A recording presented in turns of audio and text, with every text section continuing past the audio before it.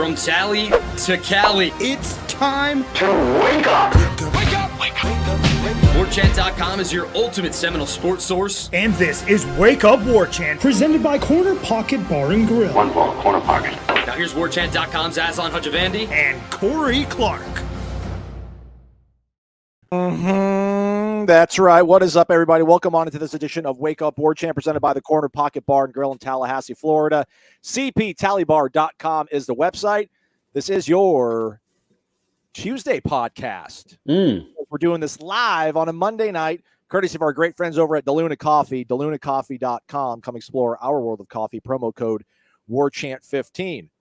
We like to talk about team news, players playing for the program right now, Corey, how things look game-wise, previews, things of that nature. But we got some breaking news tonight, which will have Michael Langston hop on here shortly to also discuss. Recruiting, right? That's the next sort of checklist on the climb, at least for maybe some of the folks that want to see a little bit more out of Mike Norvell here. And it also includes, obviously, getting a quarterback in this class, which they do not have. Jordan Travis is, he's a fifth-year guy. He's been playing college football since 2018. Brock Glenn, who at one point was a target for them over the summer, ended up committing to Ohio State. He just did what the kids call a flip. So it's right there on your screen, everybody. Real news. Real news. They just got themselves a quarterback, 4-star, out of Tennessee, if I'm not mistaken. They wanted him up in Ohio State and Columbus. Not that we're chasing people, but, man, that's not a bad pond to be fishing out of, Corey. Shout out to the staff, Tony Tokars, Mike Norvell, Alex Atkins, everybody on the offensive side, sticking with it, getting Brock Glenn to flip and commit to the Noles, as you see there on your screen. I think, let me see if there's even there's a video. Let's see if it's be too loud, maybe. Come find some. Oh, we can't. Yeah. Oh, he's going to wear number 1. Oh, all right. Taken after the great Fred Rouse. More of a Corey Surrency guy when it comes to number 1. Right. And I don't think there's ever been a number 1 that made a big play in a game for Florida State. So he might be the first. Oh, you can do the gritty. We're all right. We're in good hands. We're in good hands, I think. So I just looked him up. He's ranked on 3, and I know websites differ. I'm sure he's higher on other sites. We're in good hands, I think. Sorry. He's ranked the 21st quarterback in the country, 4-star, like you said, from Memphis, Tennessee, 6'1.5", 195. Looks like a pretty built kid. He's only going to get bigger. So, but I think he can run a little bit, right? If I remember correctly from the summer. Yeah, we'll check out his film here as you look at the RPM that has not updated the news. Again, Brock Glenn has committed to the Noles. And with that said, let's bring on in our recruiting analyst here for the next 10, 15 minutes to give us the lowdown on how this all happened. It would be none other than Michael Langston, who Johnny on the spot, able to hop in here on such short notice. Man, we appreciate the heck out of you, Michael. I guess first off, just talk about how this came to be, and then we'll scout him out later. But just felt like maybe that ship had sailed on Brock Glenn. What do you think has kind of happened here with Florida State to get into the mix and eventually turn him and have him flip out of Ohio State commitment? I think first off, they the season, what they did this season. I think that affected Brock a lot. I think he wanted to see what these guys would do. Obviously, he's from Memphis, so there's a lot of strong ties to Norvell and a lot of guys on that staff, not just guys that he brought over, but also support staff guys that he knew really well. And he said it, even when he visited FSU, he said it like, this was the perfect fit for me.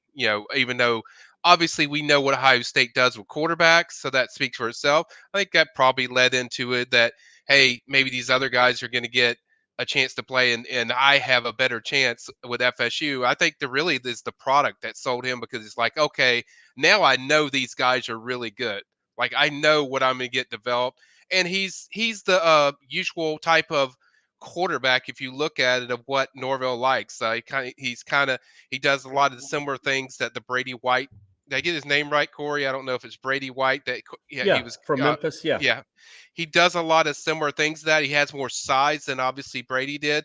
But I think from a skill set and arm talent and reading the field and doing all those things, I think he was just perfect. And this is the guy they wanted. I mean, this is the guy when Parson left. This was the guy they wanted. This is their number 1 guy. So to get him back in the fold, he's got, like I said, big arm. Obviously, accuracy is kind of the thing that I'd be critical. I want to see more of that. But he's certainly mobile. He knows how to maintain his way in the pocket. You see that a lot with his clips. And I think it's just massive news. I mean, because everyone's like, hey, when are we going to see something recruiting wise with all this stuff that FSU's doing on the field, where they're kicking the crap out of people, winning? They got 8 wins. When are we going to see it? Well, tonight you're going to see it, because I think this is a direct result of what they've done this season. And I think Tony Tokarz just deserves a lot of credit. Mike Norvell, I don't think they let up as far as how they push for him. And then kind of raised my eyebrows when they went to see him in person, late into this year. They want to evaluate him and see him. So that's usually a sign that, hey, something's developing there. So then I started, hitting up different people. And then I'd probably say last Wednesday or Thursday, I'd heard that, hey, this is real. This could likely happen. It was actually going to happen, they thought, on Friday or late Thursday, but I think he wanted to get in touch with all the coaches, do the right thing with his previous school in Ohio State, and then they got it done today. And I think it sets up better for it today. You get it at the start of the week. People, it's going to blow up the internet, all that stuff. People are going to be excited, so there's going to be a lot of excitement off of it. So I think it's major news for FSU, because now it makes your scenario with your quarterback room a lot more easier, especially if Jordan Travis returns. Yeah, and I think, Michael, just watching these clips, and I'd forgotten, are these senior year clips? Do we know? Junior year. Okay. They're probably junior year, but if you go to his Twitter account, Aslan, he's got his new senior video up. I actually put that on my commit post that I did on Brock, so it's in there. So if you look at his pinned up or high up on his Twitter account, it has his senior film. And like I said, you watch a lot of stuff. I mean, strong arm. Certainly very good maneuver in the pocket. I mean, he doesn't. I think that's the best thing, Michael. When I've watched these clips, I mean, yeah, he's got arm. A lot of anybody that's a 4-star quarterback has a nice arm. The way he manipulates the pocket and moves up and doesn't just, there's somebody for me. There's a lane for me to run. Let me run. He feels pressure, scoots away from it, but keeps his head downfield. That's, I know I'm not the who's the QB guru that uses the brooms and the George Whitfield. George Whitfield. I'm not George Whitfield. But I really like that. That is really impressive. That's already next level stuff. The way he kind of feels pressure in the pocket and scoots up and still is able to get throws off. Yep, exactly. And if you look at Hayes Fawcett has a story too on should be on our front page eventually. He talks about the reasons why he picked FSU. He says he's always loved FSU. I'll read a little bit to you. I've always liked FSU, Florida State, since the recruiting process began, and then they had the season they had, and it really opened my eyes a lot. I think everyone sees what Coach Norvell is building. He's a better person. Just getting the opportunity to be coached by him and be a part of what there's building. What he is building there is something I can't pass up. Like I said, season. You want to know why the season matters? This is why.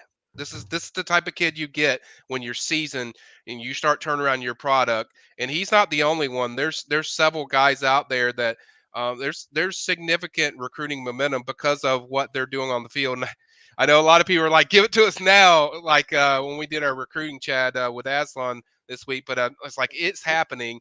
And I think now people are kind of seeing what's going on. And obviously, we went into the season talking about they had to win to start getting recruits to believe and buy into it. And listen, man, they've been winning. This is long overdue, man. This is what people wanted. This is incredibly encouraging, man, to finally see what's happened on the field pay off. Because you can't wait around, man.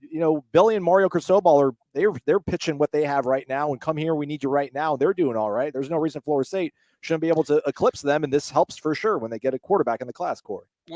And obviously he sees the writing on the wall at Ohio State. That program is on the decline. That is a dumpster fire in Columbus. Everybody sees that. They almost lost a game this week. But I think, don't you think, Michael? Like, look, he's not the number 1 quarterback in the country, or even number 5. But the fact that he was committed to Ohio State, I think even if a Florida State fan might be a little hesitant, like, okay, I wanted a 5-star. I don't want a number 20th ranked quarterback in the country. My man was committed to Ohio State. Ohio State wanted him. That should be all the proof you need that the kid can really play, right? And he was very much valued around the country. Right, absolutely. They went into him late. They got on him. They wanted him so much. And who does better? There's nobody that has done, I mean, not to make this Ohio State pom-pom waving, but there's nobody that's done better with quarterbacks as of late than Ohio State. They do a great job. So the fact that they wanted him, I think that speaks volume. And to Aslan's comment, you should want results, but the results in recruiting don't always show right away. And I was trying to explain to people, it's building, and I know you want it right now, and yeah, you feel like you deserve it right now because they're winning, but you're also a program that's coming off 4 straight under 500 Yeah. years. So it takes more than just, oh, we're winning now. It has to be a product of a consistency. But the fact that you got somebody like Brock, that tells you that's going to affect other guys, receivers. They see that like, holy crap, what's FSU doing over there? I need to get over there. So I think everyone's taking those. I think behind the scenes, it's a lot more. The recruiting momentum is a lot more higher up than I think people actually believe. Or Michael, see. can you get the people at On3 to change that? We need that to be Florida State 100%. That graphic that Aslan has up. Come on now, let's go On3. Well, Get it together. The problem is a lot of us knew that this was coming, so we couldn't put the picks in. That's why its percentage is so low. Gotcha. So we couldn't put those picks in early. So I wanted to give the kid his moment. I didn't want to stamp on it because I knew kind of something, it was coming down. And I think a lot of us, from On3 did, but those percentages are more off crystal, whatever forecast, or the hell you want to call them. And so that's why its percentage is so low. But yeah, I think this is it. This is locked in. I think this is where he's going. And certainly, I think this has been building with Brock for a while. I think this isn't something that, just happened in a week. I think it's been building and crescendoing from the year, from the season. And I would say I'd go back to, I think it really hit when that Miami game. Not that Miami's anything worth a crap, but Florida State went in there on the road in a hostile environment and beat the crap out of that team. And that's a rival. So you see that. And when you see that, and I told people this on the boards, I'm like, that's a different team, because FSU, they haven't done that in a long ass time. Like, they haven't done anything where family show. Chill out. Where they go in there and just really deliver the knockout blow. Like, hey, we're better than you. We're going to show you how much better we you. And I think that's what they did in that situation. I think that's really what really set it off. You also real quick. Is he an early enrollee, as Henry asked at the bottom of the screen here, Michael? I believe he is, but I will check with Brock when I talk to him later. Okay. You also, Michael, and I think this is absolutely the truth, and it makes sense. Like, yeah, Brock Glenn liked Norvell. He liked Florida State. He was encouraged and intrigued by what he could be in the offense. But when Ohio State comes calling, and then you're going to play for a team that hasn't had a winning season since 2000, really a good season in 6 years. That's hard for a high school kid and his parents and the people in his circle to commit to. But when you see what Norvell has done this year, not just that they're winning games and not just that they're blowing out games, but they have one of the best offenses in the United States. It's fun to watch. It moves up and down the field. You can envision yourself putting up huge numbers in this offense now, which in August you couldn't because you hadn't never seen it. Yeah, and I think people that have watched you and Ira after these games, you see it's like, this ain't normal what they're doing. Yeah. Like, this ain't normal. Going into the Carrier Dome, winning by 35 points, that's not normal. Obviously, beating Miami the way they did. We know Miami's not good, but nobody's beat Miami to that level, to that way. And so when you see this, Clemson did this week, but that game was 26-10 the third quarter, or fourth quarter. But my point is, they're doing stuff that doesn't look normal. It looks like, back when, Bobby and Jimbo were there. That's what it looks like. And you see kids see the confidence these kids are playing with. They're not going into these games like, hey, we want to win or we think we can win. It's like they're going out there to dominate people, and recruits are seeing that. Recruits have seen this going on. And to the recruits' credit, a lot of these recruits have called this, like even last year when they saw this team, they're like, I really feel like they're doing something special. And then, certainly you get a Hakeem Williams. So that I think that really opened everyone's eyes when you got a 5-star like that. And then now, but it really matters when you get a quarterback, right? Like when you get a quarterback that's top notch, that's when it really matters and really clicks. And I think this is a signature moment for Norvell to get a quarterback to this level. And it's certainly showing the way recruits are viewing this program now. Not that they need my help. 4-star offensive lineman Lucas Simmons, 4-star Keldrick Falk, 4-star linebacker Blake Nicholson. It's showing what they're doing on the field, but it's also showing as far as how the way they recruit. It's different than the way others recruit. Now we find out today Jordan Hall all of a sudden is going to take a visit to FSU this weekend when he wasn't even really, they weren't even in his top 7. So it's showing, guys. It's showing on the product on the field that it's really starting to dramatically change the type of kids that they're going to get. All right, Michael, we'll let you get out of here. We know you got to hammer out some stories here and catch up with Brock. Check out Michael's hard work over on the premium recruiting board, the PRB. That's for our subscribers at warchant.com. It's only $10 for a whole year. Again, Florida State, I think they moved up from 17th to 15th now with the commitment of Brock Glenn, 4-star quarterback out of Memphis, flipped off of Ohio State. Michael, thanks so much, man. Thanks, Michael. Take care. All right, there you go, everybody. Hit the thumbs up. Man, you got to like that, huh? You got to like that a lot. Thanks again to Michael for springing into action on such quick notice. We certainly appreciate it. To sum up that news, I guess that's pretty accurate. Wow. Dollar bills, y'all. Thanks to our friend Jeremy out there in South Florida. There we go. Momentum. Patience. We didn't want to be patient for a 10-win season. It might be here already. We didn't want to be patient and wait for recruits to come after another cycle. Maybe it's happening now. So makes you feel really good about where this thing is headed, especially with a huge game coming up Friday night, 7:30 against the Gators, prime time. Corey, how much, I know after the game against Louisiana, you said that it's going to rival maybe even Oklahoma 2011. I don't know if I'm there in terms of the atmosphere, but it is certainly going to feel like old times with a big-time crowd, we assume, most likely for this Florida State-Florida game on Friday. How excited are you to cover this one again, man? Yeah, man, it's neat. This is why we do it. This is why we do this job. And these last 5 years, again, I know, like I said, it's been hard for you guys to listen every day. I can't imagine that. It's impossible to believe there are some of you that listen to this show every day of the last 5 years when they've been playing the way they've been playing. But for them to be this good now and have a game like this of this magnitude, because it is a rival, it's on a Friday night. I know it's weird, but it's still cool that the whole nation is going to be watching. And there is a window there. There's a ton of games on Friday for some reason, which is odd. But there's a window there where Florida State, Florida is essentially the only game on TV. Man, you feel the excitement and the hype and the anticipation, and that's why we do this job, man. I didn't cover. I didn't go to cover, Appalachian State. No offense, Mountaineers, and I didn't, or Memphis even, or Tulsa. Like, you're at Florida State. I've covered national championships. You guys have cheered for incredible teams and incredible players, and to get this back now, where you feel you're going to have a big time atmosphere again, and it has been too long. The Clemson was a fine atmosphere. I get it, but you'd also lost 2 games in a row, and everybody was you're coming off a bye. And everybody was still upset about the NC State game, which I get.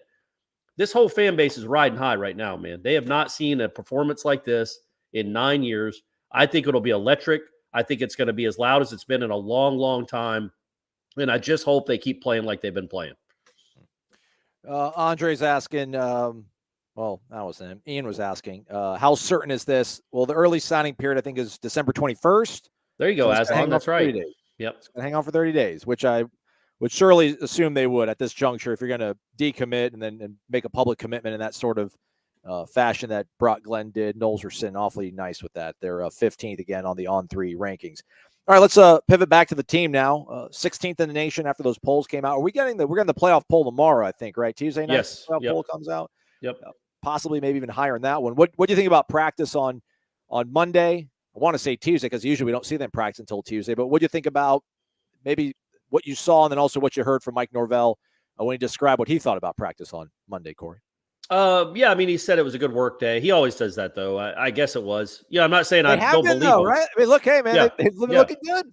But he's looking at it through a different prism than I am, up in the balcony on Hauser. So he liked what he saw, so I'm going to take him as word for it. Again, that's not me being dubious.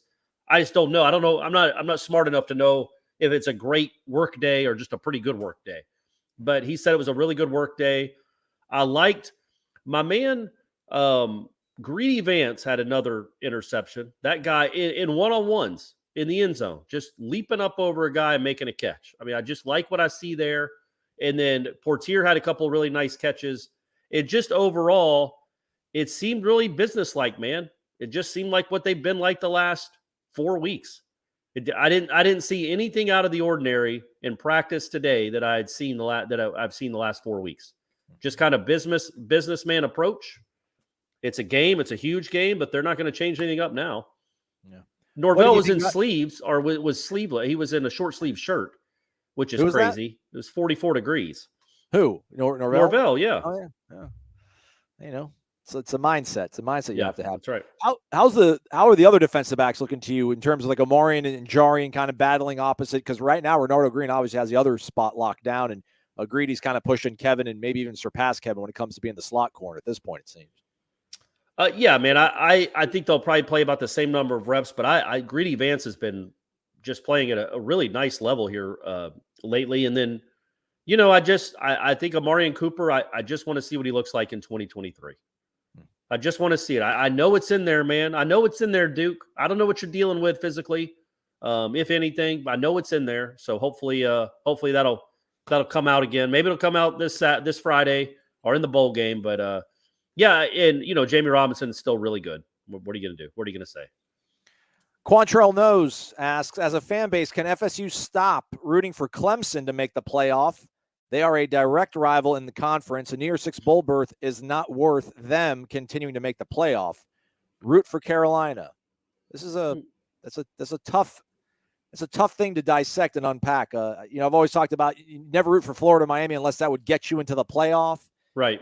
I'm sorry, I just don't have Clemson up there, man. There's two teams that we talk about in this house. Clemson's not one of them. So right. Norvell mentions Clemson by name all the time. He loves that team name. I can't find myself to root for Florida, Miami to make a New Year's Six bowl playoff. Yes. I could come around to being all right with Clemson making the playoff if that gets Florida State into a New Year's Six bowl, because I think Clemson's got no shot. I think they'll get pummeled. So I'll roll the dice on that. I don't know. What do you think? Like Orange Bowl versus Cheez-It Bowl? Is there a Orange Bowl versus Tax Slayer Bowl? Is that better marketing, or is it not worth seeing Clemson, with another pelt on their, record? I think I'm kind of with Quantrell on this one. I don't know that it's still the same night. I think that a couple of those games would be, I think. So it's like, okay, you get to play in a bigger bowl game. You get some more money, I guess. Although I feel like the ACC still gets the vast majority of it.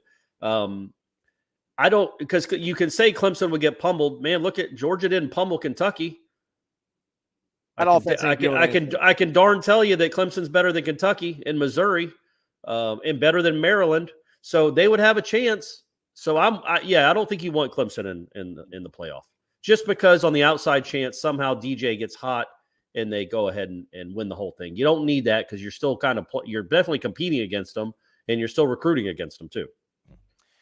As Corey points out, the Orange Bowl will be on December 30th, same day as the Tax Slayer Bowl.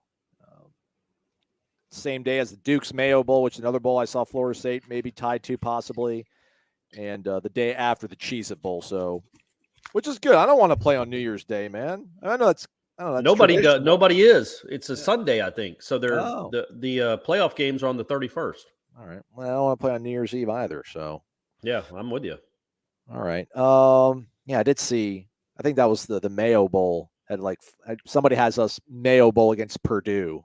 I mean, why would the ACC? I see all this, and then I see the Holiday Bowl against Oregon, and I'm like, great, man, this is awesome. Why in the world would Jacksonville not want Florida State?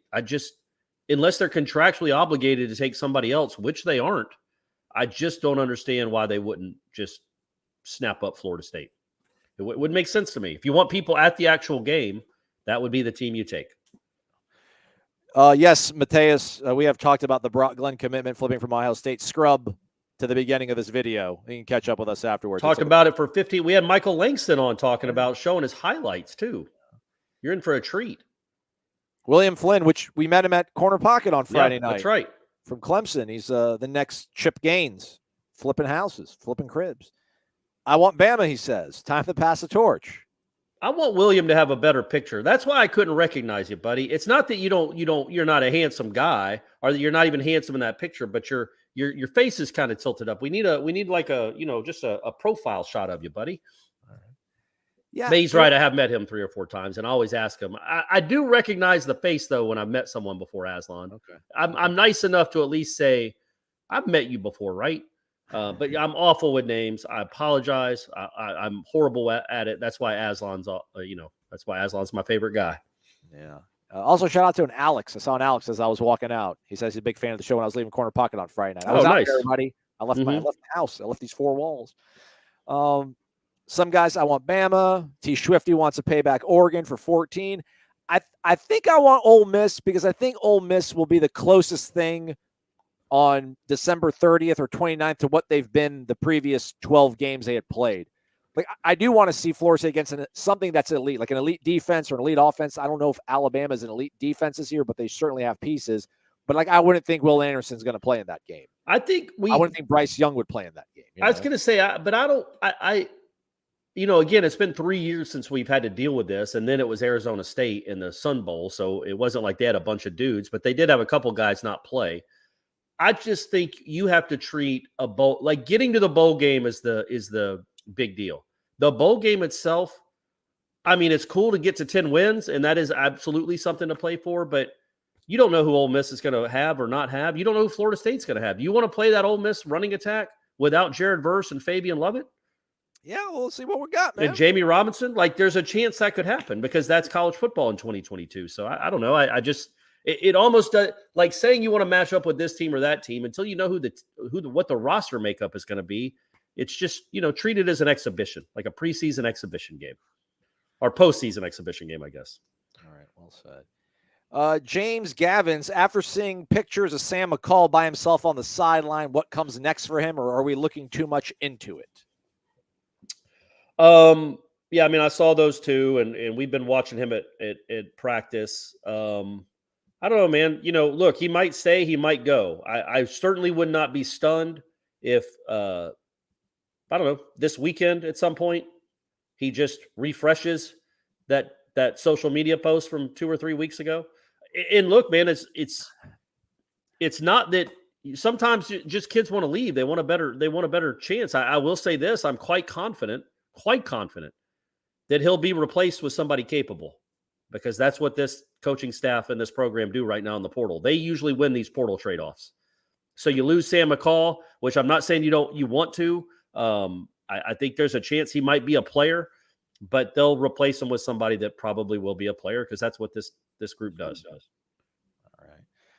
A lot of people echoing. Most folks are on the side of you and Quantrell. Our guy Kyle points out that if Clemson does go to the playoff and Florida State goes to the Orange Bowl, that would mean more money for the ACC. Great, so they can put more money into that that great network. Maybe we can get a couple Joe Namath ads in between these games. Yeah, man, it is more money for the ACC, but it's a drop in the bucket. And the prestige of the Orange Bowl would be nice, although again, you don't even know who you're playing. I just think the negative of Clemson and Dabo being in the playoff again, we want them to be on the downside, right, Aslan? Yeah, you're right. That's what you're hoping. It's hard to say that when they're in the playoff again, but if they miss the playoff 2 years in a row, what's going on at Clemson? What's going on at Clemson? Has he lost it? Are they on that's the maybe those will be the stories that are written. And they still got to beat South Carolina, which they will. Yeah. Well, I mean, if they play the way they did against Tennessee, who knows, man? Yeah. Nick Weber. Imagine going from Tennessee's defense to Clemson's. Yeah, that's crazy. I mean, there won't be a more stark difference.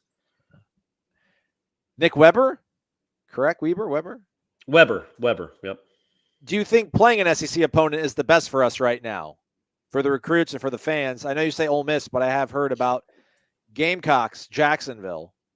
I mean, it would be their third one of the season and their second win in a row. But, imagine if you, just for a second, say that they beat Florida, and then they go and they beat South Carolina, which I think they'd be favored to do, but you never know who you're going to have. Then you've gone 3-0 against the mighty SEC, against 3 bowl teams, including one that might be in the playoffs. So I think that'd be pretty good for you guys. All right.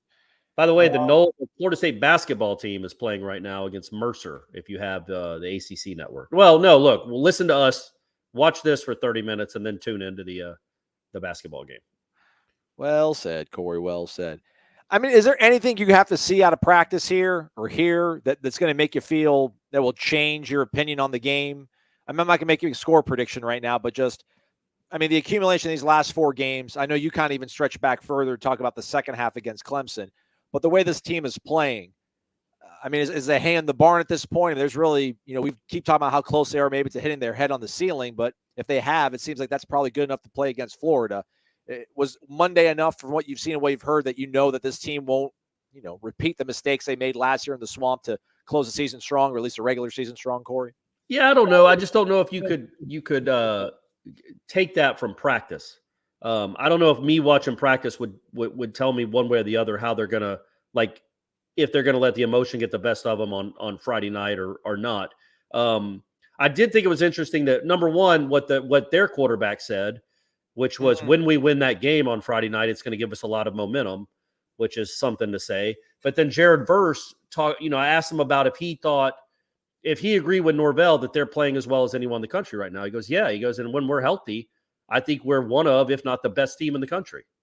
I'm like, all right, Jared. Okay. All right. So I like the confidence, and there's no reason they shouldn't be confident. And for all I know, he might be right, but you got to go prove it on Friday night. Yeah. Here's the tweet. I would like to hear the tone in his voice.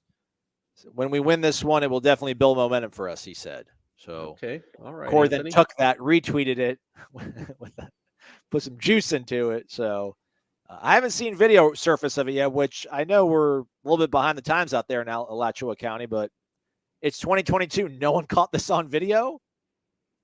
Maybe they're not allowed to record their interviews. Touche, Corey. All right, well, the game is Friday night. It is 7:30. It is going to be on ABC. But if you want to make it a little bit more interesting, you should head over to mybookie.ag. Use the promo code WAKEUP, and you could get as much as $200 added to your bonus and to your account on MyBookie when you use the promo code WAKEUP. It's pretty simple. You just got to bet your first deposit amount, and then you can cash right on out. As you see here on the screen, a 9.5-point favorite for Florida State right now, 58 points, your point total.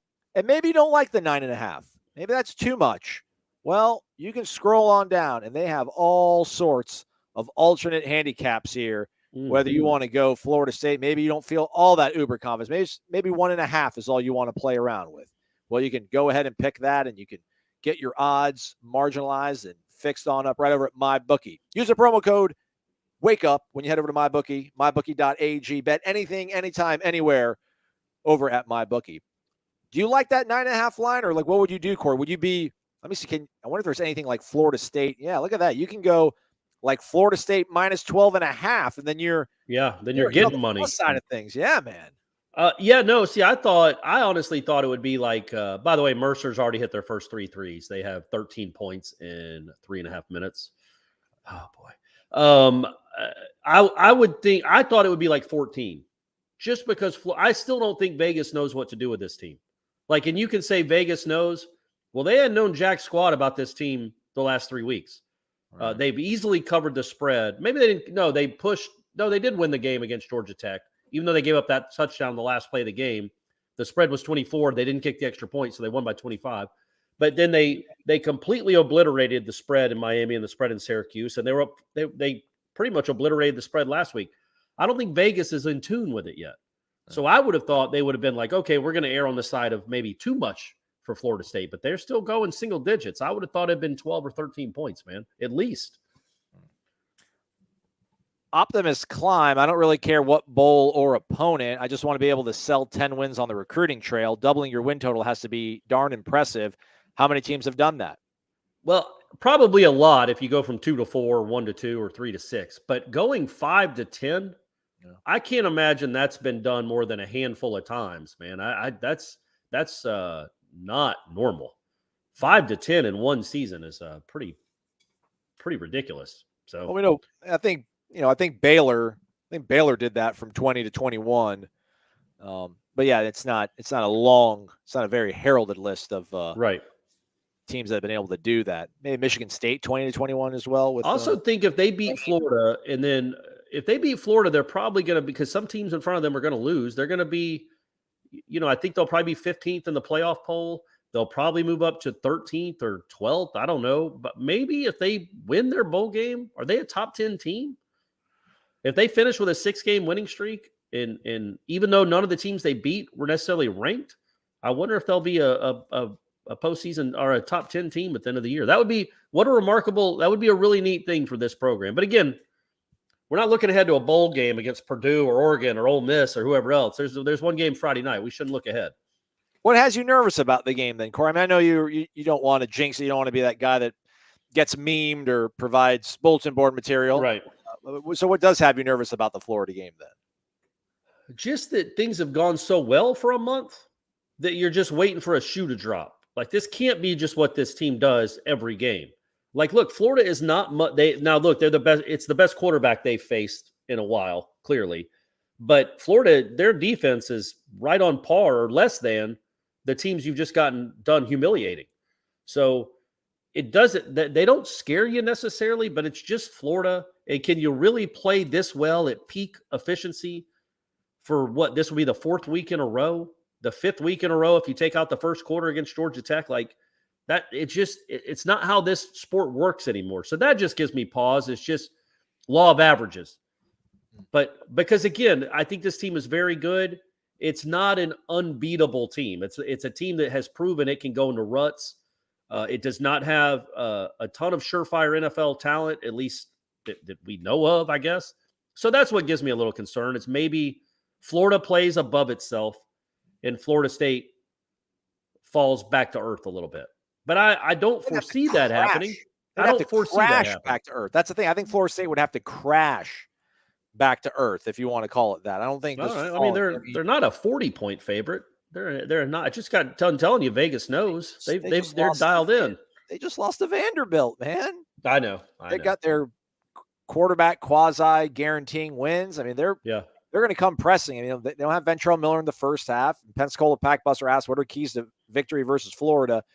I mean, I think more so than anything, it's always going to be getting a good early start and jumping on somebody. But I really think in this game, man, if Florida State can do what they've done and just, score in their first 3 drives, it seems like they do every single game here this stretch in November and even dating back to Georgia Tech in October, and they'll put a lot of doubt in Florida's head, and they'll probably feel the itis from Thanksgiving dinner the night previous and want to just get back on the bus and get home. So, I think protect the ball too, because Florida creates a bunch of takeaways, those sort of boring things, and then just run the ball, man. Continue to run the ball the way you have.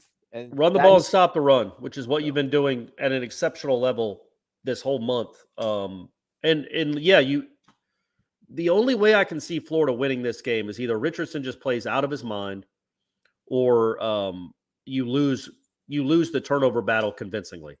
If you do dumb things to give them the ball or to kill your own drives, then you can lose this game. If you just play ABC football the way you've been playing for a month, nothing special, nothing outlandish. It's not like you look back at these games and think, wow, Jordan Travis was like Houdini. He's looking like Peyton Manning out there. He's just made the simple throws, the easy throws. And they made the holes are there and they run through them. Now, Trey Benson's done some special things. The receivers have made a couple of plays here and there. But by and large, it's just kind of ABC football. And they're just crushing folks. So as long as they don't get out of themselves, I really do like their chances. I think they can win and win convincingly if they just don't do dumb things and continue to play the way they played. I think Florida's defense is outmanned. They are outgunned in this one. And if you don't give them the ball, and if you don't shoot yourself in the foot over and over again, you should put up 35 or 40 on them. Have you seen this? Ronald Shores asked about any word on Sam Hartman to Florida. I think Rick Ballou. Is that a thing? I think Rick Ballou out of Jacksonville tweeted something about people in Gainesville murmuring about Sam Hartman. And I think 2 weeks ago, Hartman said that he's pretty much done. But then I didn't hear it or actually see the tweet, which just gets you in trouble when you go based on what you see on a message board. I think a couple people had said that he was asked, would $1 million NIL deal be enough to keep you playing college football? And I think Hartman laughed it off and said it'd be tough to say no to that, or something to that extent. So do they have that at Wake? They bringing him back I don't want to watch. That's why. I hope this doesn't happen just because I don't want to watch him play football anymore. Although I shouldn't blame him. It's the offense I can't watch. And look, Lance, when you're in the SEC and you just throw lobs down the field, you're not going to get a pass interference call every other time. That's ACC officials, Sam. Don't go to the SEC to a big boy football conference and think you're just going to lob it up downfield and get bailed out with another ridiculous pass interference call. So, yeah, man, I guess, I don't know. I guess he he could go to Florida. He does have eligibility, and I don't know what kind of NFL prospect he is. Shout out I to wouldn't, the but Dentist. would you be scared about Sam Hartman at Florida? No. I think he runs that offense great. The Wake Forest offense he runs incredibly well. I don't know that he can do it in a normal. I don't know what he'd look like at normal. He might be awesome. Might win a Heisman. I don't know if I'd be scared of that though. I mean, it's still making decisions, and he makes the right decisions more than not running that slow mesh. And I don't know if that slow mesh makes guys develop downfield open that much more, so he doesn't have a tighter window to throw through. But I don't know, man. I wouldn't be scared, but I don't know, man. If you're a bull gate or whatever they call those folks, and you throw around the collection plate, and you guys have enough money to lure him away, and you think you're losing Anthony Richardson, I don't really even know who they have behind Anthony Richardson, to be honest with you, to comment on that. But I mean, you could certainly do worse than Sam Hartman. I think he'd be all right, but I certainly wouldn't be scared about it. I don't think they turn into like the SEC East sleeper pick next year because, them dogs. Shout out to the dentist, Z-Chan. I think his name is Zach. Shout out to him. We appreciate you, man. Big ballin', smashing, making my ends. $49.99 in the jar. Thank you, C-Chan. Thank you, Z-Chan. We appreciate that, buddy. Thank you a lot. Good evening, gents. Can you all talk about what a Florida State-Alabama Orange Bowl game would look like? Probably Joe Tess, Greg McElroy on the call. The famous Orange Bowl brunch served at midnight after the game at the media hotel. That'd be great. I think it'd be a lot of Jalen Milroe. Is that the name of the guy that backs up Bryce Young? Probably. I don't know if we see Jamar Gibbs. I don't know if we would see Jamar Gibbs. I don't know if we see Will Anderson. I think it'd be a high-scoring game. Probably. I think most bowls are probably going to be high-scoring. Like 42-38 kind of game. All right. Hey, Z-Chan, by the way, I was going to say I got a medicated filling for my cavity. Just was giving you a heads up. I got my second part of my cleaning done. Trying to do my best with this electric toothbrush. I'm taking all kinds of care of this from now on, buddy. You'd be proud of me. I might still need a root canal, though. So that's not great news, but we'll see what happens. As for Florida State, Alabama, I don't know. It's just hard to answer because we don't know who's going to be on the roster. It would be fun. It'd be cool to play them. But I until we see who's not bailing out, I shouldn't phrase it like that, but who was electing not to play to protect their NFL futures, it's hard to know what it would look like. But because Alabama might be down, I don't know, 6 starters, I assume, 8 starters. Like, when was the last time they didn't play in a game that mattered? So they might be down like multiple guys. I want somebody to make a "We Want Bama" sign and bring it to the game on Friday. Be that person. Thanks, Z-Chan. Check this out. Newcomer to the program in the jar in the Money VIP Club. Bakari Robinson, $10. Thanks, Bakari. Wake up. First of all, yes, Aslan, you can call me B-Rob. And yes, Corey, my family calls me Kari. Nice. What up, Kari? There we go. 2 for 2. What's going on in the basketball game, Corey? You look distracted. Everything all right? It's 18-14 Mercer. They just hit their 4th 3. We're 6 minutes into the game. They're on pace to score 100 points and hit 25 threes. I like this question. What's your favorite game in the rivalry? For him, it'll always be choke it, dope. Keep up the good work. I was looking at the Florida media notes, Corey, the game notes distributed by the Florida media, and they had games of note between the two programs, and they put choke it, doke on there. Oh, okay. Well, it wasn't a loss, I guess. They tied the number 4 team in the country. It's something to celebrate. There's a quote in there from like Spurrier about like they were celebrating a tie. I said, hell, the same thing happened to us that happened to them. And it's like, Steve, no, Steve, it doesn't work that way. What's your favorite all-time Florida State-Florida game?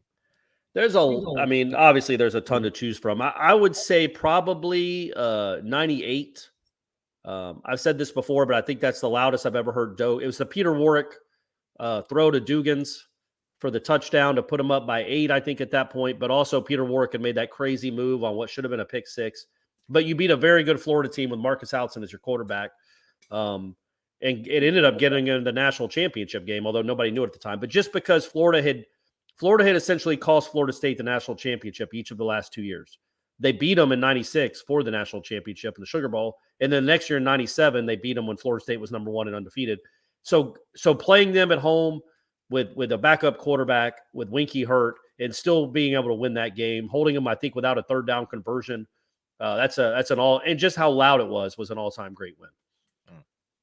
Punter Shane Edge said it was probably the worst loss in my 4 years of college football. Everyone knows that's a Florida State win. There you go, Shane Edge. You Right, tell Shane. him. Yeah, I mean, look at this other game they put on there. 96. Yeah, because of those last 6 words, man. All hope was not yet lost because they got to play him again a month later and beat the tar out of him. So you lost that one though. You got I know. Hey, good for them. Good for them to. It's a great rivalry. Went back and forth, man. Florida State won more than they lost in the 90s, but Spurrier never won in Doak, but still. My memories have don't nearly have the juice that Corey's listed. I did like the 98 game. I remember watching that on television as a kid. Rooster, that was awesome. P-Dub, shout out. But for me, it's probably 2003 being there in the swamp. Like beating that team in that building is incredible. Being able to walk out of that, stadium and sing "It Sucks to Be a Florida Gator" as you just see all this sorrow and shame on their faces. It's great. It lifts the spirits. It's better than Wellbutrin. Is that what people take to make themselves feel better? I guess, I loved it. I loved every bit of it. So, 2003 was my favorite. Project Dynasty.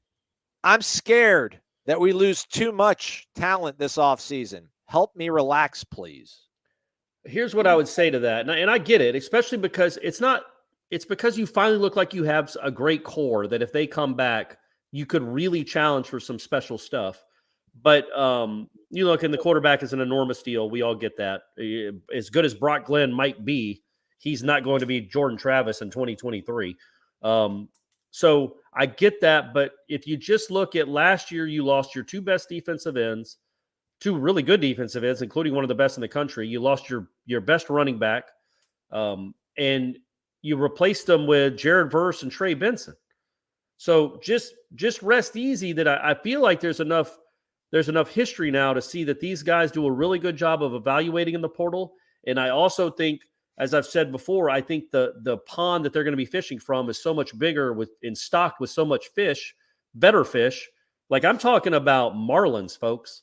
I'm talking about marlins and swordfish, and not just flounder and catfish. I mean, you got some big game in there. Chilean sea bass. Sure, man, absolutely. Any of that, all that great stuff. So Dover sole, little Dover. That's a fish, right? Sole, right? Sure. SOLE. So yeah, I just think that they've done so well in the portal, and what they've done in the portal has to be appealing to these other guys that will be hopping in here in another week. So that I get, but you also want your core back, man. It'd be cool if most of the core came back, but I feel like you have to go into next season knowing you got to go find yourself some defensive linemen that can play right away. I mean, we do know what the schedule's going to be like, right? But we just don't know how it's going to sort out, I think, right? Because when they announced that they were going to dissolve conference or divisions.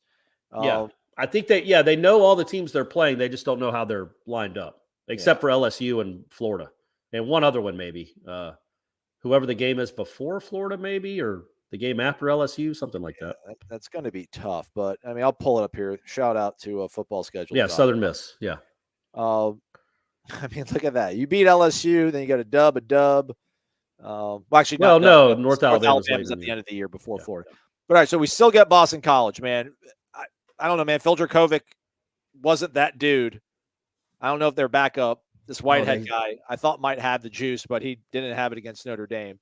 At Wake, so we still have to watch that offense again. Yeah, you got to go at Clemson. There's, you might be the team that can finally knock them off on that home winning streak they have. But man, this conference, I'm not scared of Syracuse. I am not scared of Wake or Duke or Virginia Tech or Pitt. I mean, Miami's in Doak. You kind of look at that talent. Just remember, you still play in the ACC, brother. Yeah, for better or worse, and sometimes it's better because of aforementioned teams. You could that you. I mean, obviously these games are months and months, and we don't even know what the roster is. But I feel like you're probably going to be favored in 7 of those 8. So if you just do what you're supposed to do, you might finish the conference season 7-1. Again, we're coming to you live tonight on Monday because it's a short week with Thanksgiving coming up. Hope you're all able to get home and see your families. We're going to try to do that over here. Since we are live, we are brought to you by our good friends over at DeLuna Coffee, DeLunaCoffee.com. Come explore our world of coffee. Remember, hit that shop, go to gifts, and then look at that. Tumblers, coffee, cocoa. More of a cocoa guy right now because obviously I'm totally stocked up on coffee thanks to our good friend Ed Lemmix, the man, the myth, the legend, running things over at DeLunaCoffee.com. Warchant bundle, get you cocoa and a coffee sampler, the Paradise, as well as that awesome tumbler. So you get one tumbler, about a 2-ounce bag, 1.3 as they say in the industry, and then a 1 pound bag of hot cocoa. Cocoa's so good, it's cocoa to die for, as you see there on your screen. It's real, it's legit. Michael Langston. Hey, will you bring me some to practice tomorrow? It's going to be cold again. I'd love a little cocoa to watch the Noles practice. Yeah, it's going to be not toasty, but like Saturday, I'm going to be sweating again walking to yes, mid-70s. Yeah. So check them out, DeLunaCoffee.com. They're Nole boosters, alumni. They give back in all sorts of multiple ways. DeLunaCoffee.com. Promo code is WARCHANT15. Saves you 15% on your order. Our guy, Teddy P. Shout out, by the way, to Ed. I saw today that Dabo met with Auburn. Anybody else hear that? We'll get to that one in a second. Let's give a shout out to our guy, Teddy P here. Thank you, Teddy. $10 in the jar. What's the score, Corey? It's 22-21, good guys. All right, there we go. Cam Fletcher with 10 early points. Never in doubt. Never in doubt. What do you think about Pokey this year and an NFL future? Him and Johnny is why the ground game is taking off. Got to keep a safety on top of both of them. I don't know about that. They're doing good, but I mean, that offensive line's mauling people. They're getting to the second level easily. That's what's helping them out. But Pokey NFL, I mean, he's fast. They like that, so that's always a good thing. Yeah. He is fast. He'll test well at the combine, assuming he gets invited. I would think he would. And yeah, I don't think it's just Pokey that's helping the ground game. But I get what you're saying. You do have he's the burner. He's the fastest receiver you got. Well, him and Deuce, but they never throw it to Deuce. And then Johnny, you obviously have to have help over the top with him. So that does help open things up. So does the fact that your quarterback can keep it, which he did, as Ira wrote in the 3-2-1. That might have been by design for Jordan to run as much as he did on some. Maybe it was just because things broke down, but also the fact that he reminded those Florida defenders, oh yeah, he's a good running back too. He's a running back there. He's not just a statue. That's probably that you have to prepare for that. So that was good to see him running the way he did in that game. As for his future, man, I just hope he makes a spot. I think the fact that he plays special teams or has in the past helps. He's certainly going to be fast enough to make an NFL roster. He doesn't have the pedigree or the resume necessarily to be like a high draft pick or maybe even a draft pick at all. But if he goes in and plays well at a camp, which he'll definitely get to a camp, he certainly has a shot. Travis Rudolph made a roster for a while, right? Richard Goodman, guys like that. Back to Ed. Did we mention this on the show? I would mention on the pod, maybe mention on the Smash. I don't recall. But Ed said he saw Dabo meeting with Auburn. Has anybody else heard this? Did you see it, Ed? Did you see? Were they in? Was he meeting with them in DeLuna? Was he meeting with the corporate offices? I saw a site float out. Maybe Auburn would go big, like a la A&M, doing what they did to get Jimbo there. I don't buy it. I know he's from Alabama, but he went to Tuscaloosa. Right. I don't know if that's a forgivable sin if you do go to Auburn. Like, why would he do it? Why would he do it? Tired of beating up on Wake Forest all the time. I was going to say, no, he's not. Why would he do it? Why would anybody in their right mind leave Clemson, where he has it rolling and he is beloved, to go to that chaotic tornado? It's not even his alma mater. It's the actually kind of a rival of his alma mater. Like, it just doesn't make any sense on its face. I mean, I guess they could offer him $20 million, but if you're Auburn, why would you offer Dabo $20 million unless he's bringing Venables with him, which he won't. So, none of that makes a whole lot of sense. Leverage, right? Leverage to get every last dime out of Clemson, although I feel like Clemson's never said no to him on anything. I was going to say, he's getting a lot of dimes out of Clemson and has for a decade. Our guy, Island Chief, who is your least favorite Gator player of all time? Ooh, that's a good one. Man. One of the Pouncies? Jaquez Green. Yeah, I was trying to think of ones that were heartbreakers. Tebow. It's Tebow, man. I mean, No, but whatever. Florida Human State was being. so I don't bad. care, man. I don't care. I don't care, man. I don't. I mean, good for the society, but what he did, the way he was lionized for beating up on those horrible Florida State teams, that just no, man. That number 15. Nope, sorry. Good human being, but no. Between the white lines, no. The reason I don't think him is because, like you said, Florida State was so bad that he's not like he cost you anything. Jaquez Green cost you national titles. Fred Taylor cost you national titles. Like those, that to me is maybe a bit different. But I don't really have one. Maybe Doug Johnson, just because he whipped a ball at Bowden's head in a fight, and then later became a Falcons quarterback, and he was terrible. So Riley Cooper, is that a good answer? Yeah, there you go, Riley Cooper. Go. Aaron Hernandez. Aaron Hernandez. There's the answer. He's my least, and that is absolutely the truth. Aaron Hernandez is my least favorite Gator of all time. Okay. Supreme asks, have we seen that Brock Glenn committed to FSU? He flipped from Ohio State. We did indeed. We had Langston on to start the show and showed like 10 minutes of his highlights. So, like Aslan said earlier, scrub back to the beginning and you can watch that whole thing. Rob Rathbun in the crib.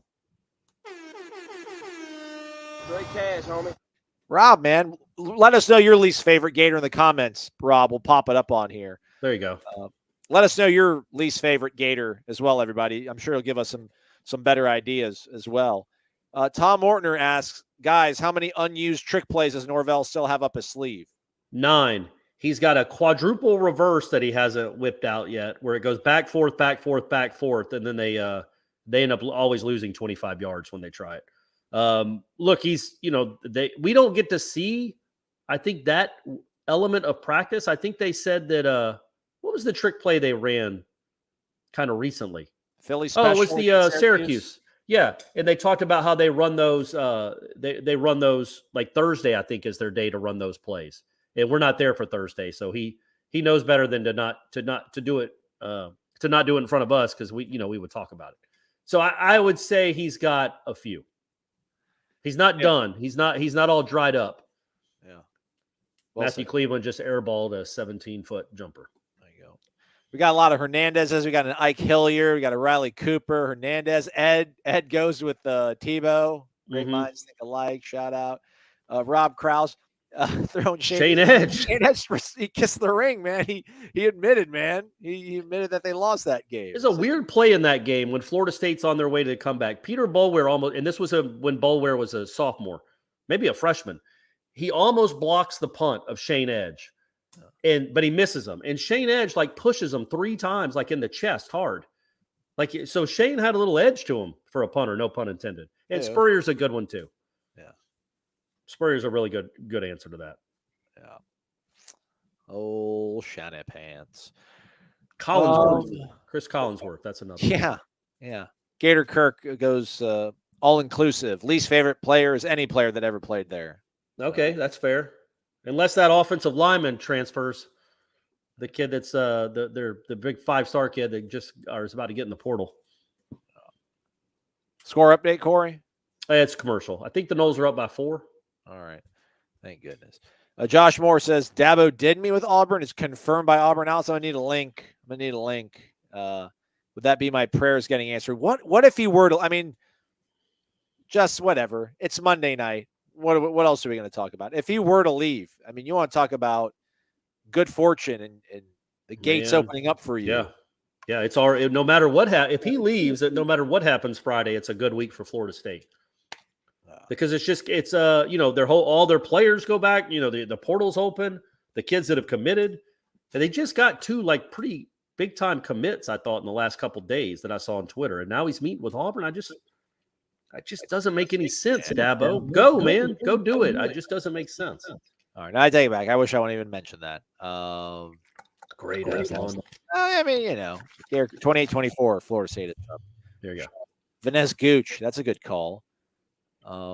That's right. He played for both. Yeah, he did play for both. All right, we've hit about the top of the hour here. We've at the buzzer. You should have said, was it our last show that everybody kept coming in at the buzzer, or was it the smash? Dane Strickland comes in off a top rope. Dane Strickland with $50. Finally, my turn to give money to Wake Up Warchant. I only get to listen to you guys on my way to work. Well, that's a good time to listen to us, Dane. But we appreciate it, buddy. Thank you so much, man. That's awesome. It was your turn, and we're glad you got the memo. Shout out to Dane. All right, we appreciate you all for joining us again. Thank you, Dane. Thank you, buddy. Thank you, everyone. You guys are the best, and congrats on Brock Glenn. Yeah. So check out warchant.com for complete analysis of the flip from Ohio State to Florida State from quarterback Brock Glenn. Consensus 4-star with everybody that's out there that does these things. Hit the thumbs up. We certainly would appreciate it. Thank you to Dane, Rob Rathbun. Rob actually dropped $20 twice. Didn't even say anything. Has he? Oh, Robbie Rob, man, just doing what he does. Just doing what that guy does. Did he post his favorite? I can't see it. I don't even know if it's there, but we appreciate the heck out of him. Island Chief Teddy Teddy, shout out. Bakari, aka B Rob, aka Kari. Yeah. Kari and Corey. Z-Chan, as well as our guy Jeremy Ivins down there in South Florida. Practice tomorrow morning, or today, as you're listening to this as your Tuesday podcast. We'll be out there, interviews to follow, as well as observations. Seminole headlines, 1 to 3 o'clock. Yes, Corey? That's right, buddy. That's right. All right, all the dudes in the room together doing the show, doing the thing. Thanks for watching. Again, hit that thumbs up on the way out. For Corey, I'm Aslan. Thank you for watching this edition of Wake Up Warchant, presented by our good friends at Corner Pocket Bar. Happy Thanksgiving, everyone. Happy Thanksgiving. And